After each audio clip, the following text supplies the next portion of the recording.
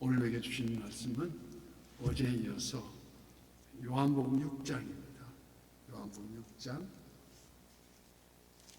1절에서 좀 길어도 15절까지 1절에서 15절까지 교독하고 마지막 절은 합독합니다. 그 후에 예수께서 디베랴 갈릴리 바다 건너편으로 가시매 큰 무리가 따르니 이는 병자들에게 행하시는 표적을 보았음이로라. 열사과 함께 앉으시니 마침 유대인의 명절인 유월절이 가까운지라 예수께서 눈을 들어 큰 무리가 자기에게 오시는 것을 보시고 빌립에게 이르시되 우리가 어디서 떡을 사서 이 사람들 먹이겠느냐 하시니 이렇게 말씀하시면 친히 어떻게 하실지를 아시고 빌립을 시험하고자 하시니라. 빌립이 대답하되 각 사람으로 조금씩 받게 할지라도 200데나리온을 적기로나이다. 제자 중 하나 곧 시몬 베드로의 형제 안드레가 예수께 여짜오되 여기 한 아이가 있어 보리떡 5개와 물고기 2마리를 가지고 있나이다. 그러나 이것이 이 많은 사람에게 얼마나 되겠사옵나이까. 예수께서 이르시되 이 사람들로 앉게 하라 하시니 그곳에 잔디가 많은지라 사람들이 앉으니 수가 5,000명쯤 되더라. 예수께서 떡을 가져 축사하신 후에 앉아있는 자들에게 나눠주시고 물고기도 그렇게 그들의 원대로 주시니라. 그들이 배부른 후에 예수께서 제자들에게 이르시되 남은 조각을 거두고 버리는 것이 없게 하라 하시므로 이에 거두시고 5개와 12바구니에 찼더라. 그 사람들이 예수께서 행하신 이 표적을 보고 말하되 이는 참으로 세상에 오실 그 선지자라 하더라. 그러므로 예수께서 그들이 와서 자기를 억지로 붙들어 임금으로 삼으려는 줄 아시고 다시 혼자 산으로 떠나가십니다. 아멘. 오늘도 실시간 우리 선한 이웃의 기도의 향연 속에 새벽을 깨우는 우리 성도님들 모두 하나님 주신 평강이 함께 하시고 풍성한 은혜를 축복합니다. 또 다른 관점에서의 오병이요. 어제까지 살펴본 요한복음 5장에서는 나의 주인이신 주님을 믿음으로 얻어지는 그 평안함의 안식에 대하여 묵상하였습니다. 오늘 봉독한 요한복음 6장에서는 그 믿음의 안식 속에 얻어지는 생명의 양식, 그래서 또 다른 관점에서의 오병이어를 바라보고자 합니다. 사복음서, 마태, 마가, 누가, 요한복음 공통적으로 다 수록된 이 오병이어의 기적은 보리떡 5개와 물고기 2마리로 큰 무리를 먹이시는 그 이적을 통하여 생명의 떡이시며 성경에 예언된 메시아이심을 계시하셨건만 각기 표적의 의미는 깨달지 못하고 다만 떡을 먹고 배부른 까닭에 예수님을 따랐더라 말씀하십니다. 오늘 4절 말씀도 마침 유대인의 명절인 유월절이 가까운지라. 이스라엘 민족의 3대 명절, 유월절, 7.7절, 초막절. 그래서 우리가 누룩 없는 떡을 빚는다 해서 무교절에서 우리가 유월절이라고 합니다. 77에 49 다음에 50에 오순절을 77절이라고도 하고 초막절을 초장절이라고도 하고 장막절이라고도 합니다. 하나님 어린 양 유월절의 개념은 자연스럽게 이어지는 여기 오병이어의 사건으로 말미암아 예수님이 친히 자신의 몸을 생명의 떡으로 하나님께 유인받은 백성을 구원하시기 위하여 몸소 인간의 몸을 입으신 받고 세상에 오심을 계시하고 있습니다. 보일게 10개 보일시 믿음의 눈을 열어서 보게 해준다는 것입니다. 평소 계산이 빠른 빌립의 고향인 바세다, 그 바세다 언덕에 그 언덕 근처에서 이르러서 우리가 어디서 떡을 사서 이 사람들을 먹이겠느냐고 예수님은 빌립을 시험하여 물으십니다. 본문 7절 말씀에 빌립이 대답하되 각 사람으로 조금씩 받게 할지라도 200데나리온이 떡이 부족하나이다. 이에 베드로 형제 안드레가 나섭니다. 9절 말씀에 여기 한 아이가 있어 보리떡 5개와 물고기 2마리를 가지고 있나이다. 이 보리떡 5개와 물고기 2마리로 장정만 숫자로 세어서 5,000명을 먹이고도 12바구니의 남은 조각이 가득 찼더라고. 이 강조한 그 이면에는 우연한 숫자가 아니라 보리떡 5이 그들이 신봉하는 모세 오경을, 남은 12바구니는 이스라엘 12지파를 상기시켜 줍니다. 그래서 오늘 본문 10절 말씀, 예수께서 이르시되 이 사람들로 앉게 하라 하시니 그곳에 잔디가 많은지라 사람들이 앉으니 수가 5,000명쯤 되더라. 여기 사람들로 앉게 하라 하시니 이 유리한 무리들, 이 어디로 갈까, 이리 갈까 저리 갈까 몰라 하는 그 치근하고 불쌍히 여기는 우리 주님의 궁유를 표현하시고 있다는 것입니다.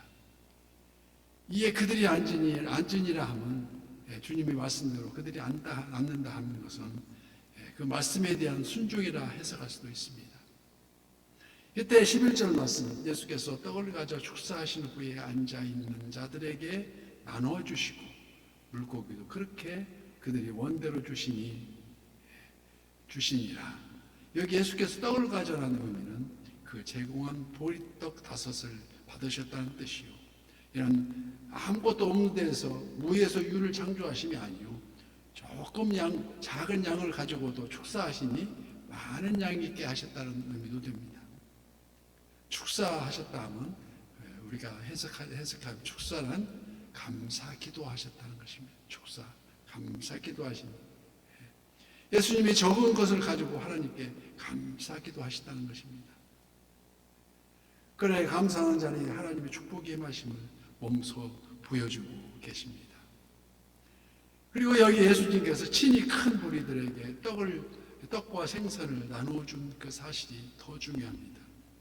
이런 상징적으로 6장 51절 말씀에 나는 하늘에서 내려온 살아있는 떡이니 사람이 이 떡을 먹으면 영생하리라.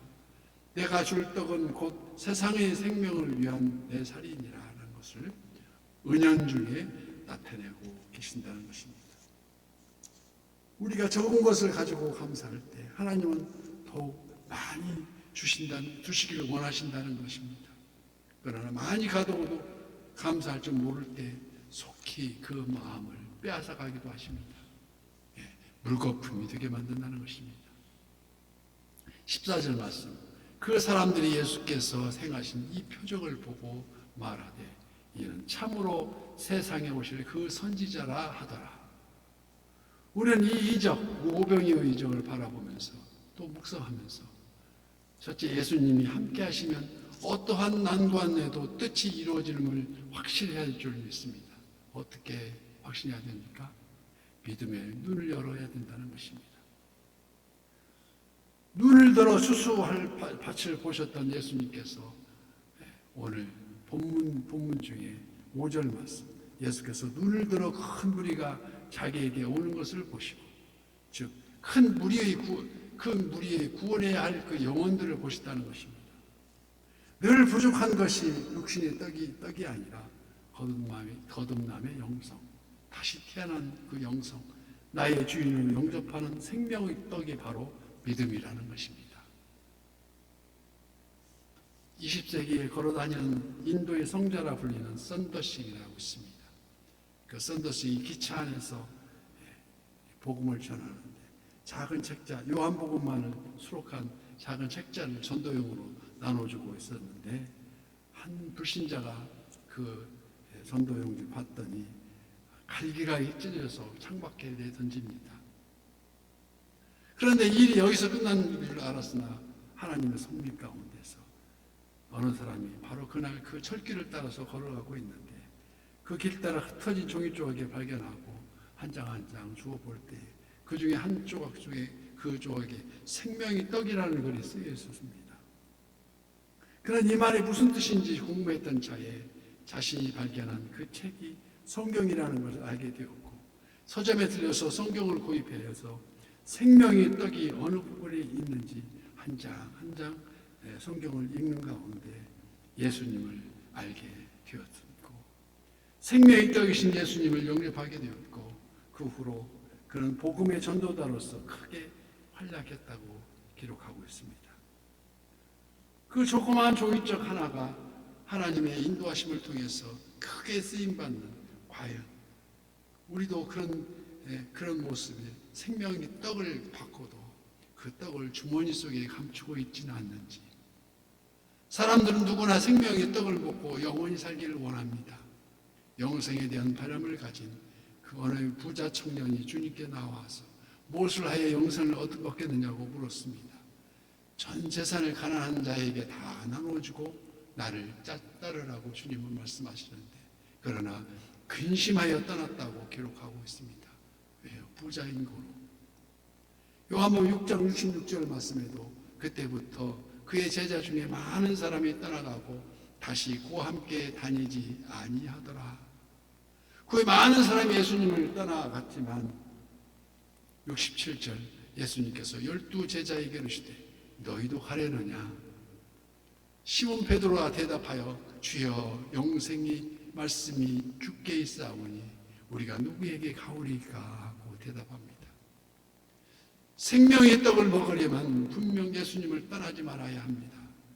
예수님 곁에 머물 때도 크고 작은 시련이 닥쳐오는 것은 부인할 수 없는 일이지만 이는 영생으로 가는 과정일 뿐이지 그 어느 누구도 앗아가지 못한다는 것을 우리는 말씀을 통해서 잘 알고 있습니다. 오병이어로 사람들이 육신의 배를 채우고 나니 그 떡의 주도권을 들어서 오늘 본문 15절 말씀에 그러므로 예수께서 그들이 와서 자기를 억지로 붙들어 임금으로 삼으려는 줄 아시고 다시 혼자 산으로 떠나가시니라. 산으로 떠나가셨습니다. 지금 산에 왜 가십니까? 네, 하나님께 기도하러 가시려고. 주님은 독생성자 하나님이시니 기도 안 하셔도 될 법도 한데 한시도 쉬지 않고 틈만 나면 기도하셨습니다. 새벽 미명의 시간에도 기도하시고 갈보리 십자가 최후의 순간에도 저들을 용서해달라고 기도하셨습니다. 또 우리에게 말씀하십니다. 너희가 내 안에 내 말이 너희 안에 거하면 무엇이든지 원하는 대로 구하라고 말씀하십니다. 그러면 다 이루리라 하십니다. 오늘도 말씀이 육신이 되어 우리 가운데 가시는 우리 주님 붙잡고 그 주님을 바라보면서 그 믿음의 눈을 열어서 우리 모두 다 추수하는 일꾼들 되시기를 예수님 이름으로 간절히 기도합니다.